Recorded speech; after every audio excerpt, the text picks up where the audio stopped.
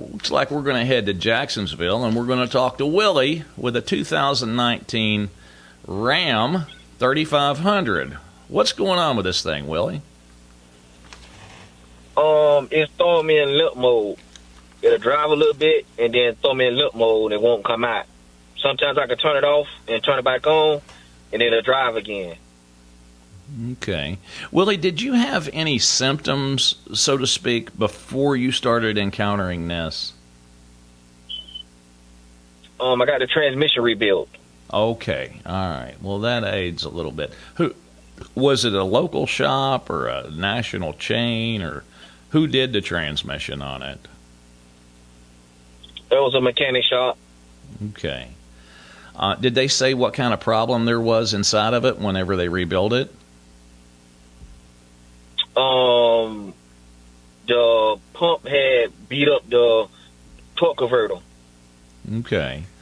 So and then all the clutches had burned up. Okay, so we had a torque converter, front pump, stator issue, common on a diesel, And did you have an issue like this prior to the transmission failing? Yes, sir. Okay. And I do hauling freight. And I was in Utah, and I was going to the mountain, and then it started acting crazy on me.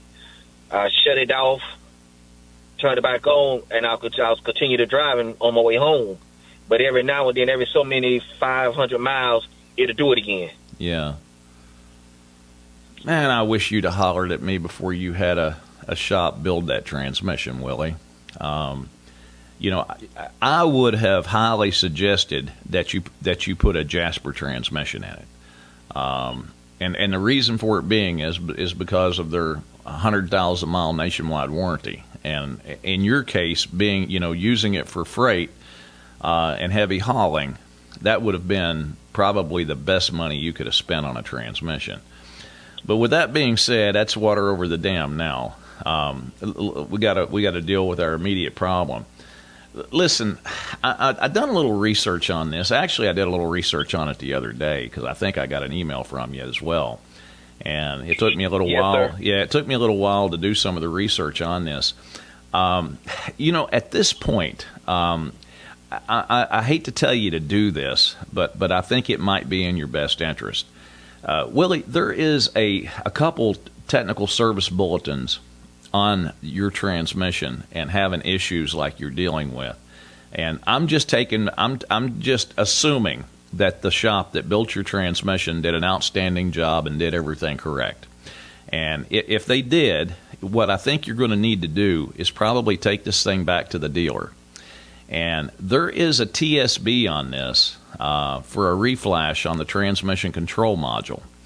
And it literally, I can't even imagine how many different items this reflash is supposed to take care of, but it's overwhelming. I mean, harsh shifts, poor shift quality, coasting bump shift, poor shift quality, squawking noise, poor up shift 1-2, deceleration problem from 2-1. I mean, it goes on and on and on. I don't think I have ever seen a computer reflash that actually is supposed to correct this many issues. I'm being 100% honest with you. There's probably 22 issues that they actually have that this one reflash is supposed to take care of. Now, as we know, whenever a transmission gets disconnected to be rebuilt or whatever, what winds up happening in a lot of cases is the TCM loses its memory and its actual flash itself that it received whenever the vehicle was new. And sometimes they have to be reflashed. And in your case here, I think your best bet, and I mean, I really hate to send you back to the dealer for something like this, but I really honestly think it'll be in your best interest. Do you have something to write with, Willie?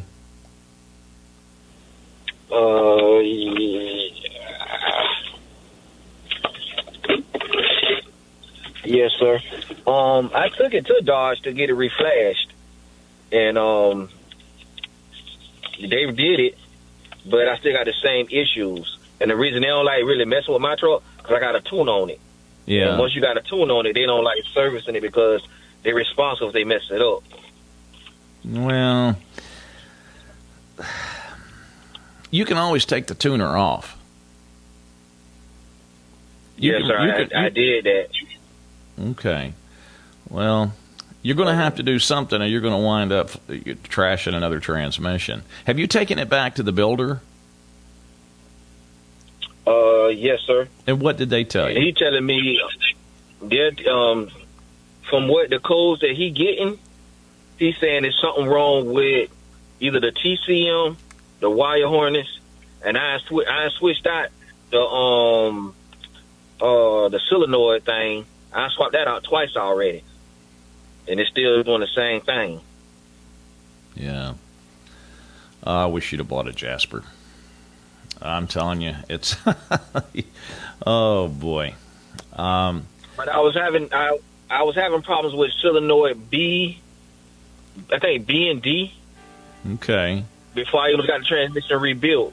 But you know what I'm saying, that whatever that go seals is still there. Yeah. There could be something in the harness, Willie.